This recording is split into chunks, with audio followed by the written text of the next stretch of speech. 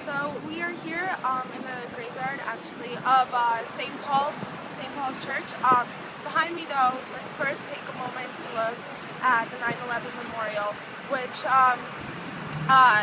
is a tribute to the 411 rescue workers who died while trying to save the lives on that historic day in 2001. Just a little bit of history on this area.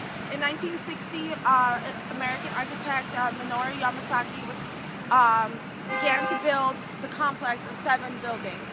At this time, most of the business was starting to move to the Midtown section of town, so they wanted to bring it back here. And it was an uphill battle from the beginning because most people did not appreciate the design of the buildings.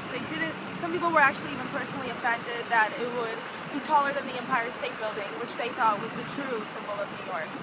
Minoru was also supposedly afraid of heights, so the design of his buildings had very small windows, which is completely what most people don't want to be working in an office with small windows. But eventually, the population began to move and it became immensely popular.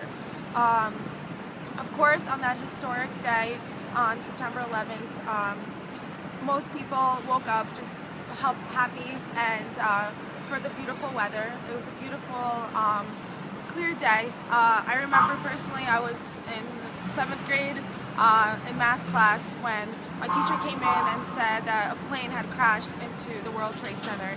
And I thought, what's the big deal? Like, don't planes crash all the time? Of course, I was 13, so I had no idea of the tremendous impact that just this event would have, and later on, just the ripple effect that it would have on all of America as terrorism became a word that just became part of daily vernacular. So on that day, 2 planes that were hijacked by the Islamic terrorist organization Al-Qaeda crashed into the South and the North Tower.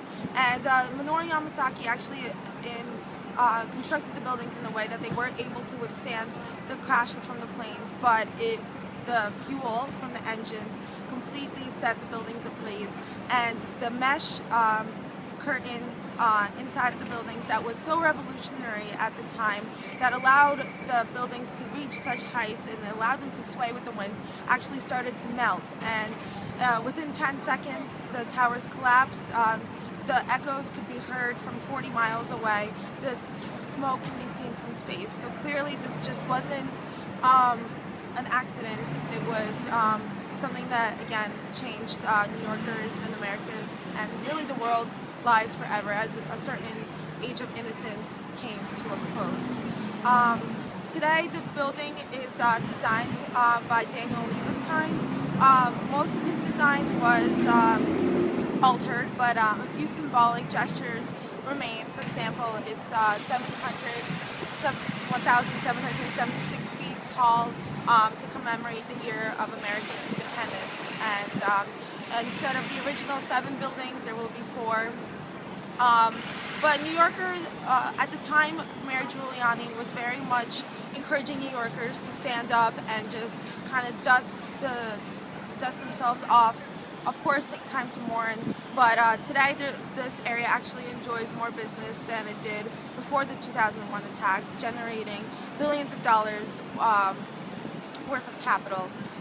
So feel free to take a look around, take your time. But the last stop on our tour is actually St. Paul's Cathedral, or St. Paul's Church, which Giuliani claimed was thrice anointed. It's one of the oldest buildings in New York from the 1660s, and this was where Washington actually came to pray after he was inaugurated.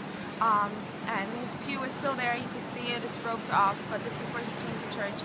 And for the 3rd time, when after the 9/11 attacks, it was completely unscathed.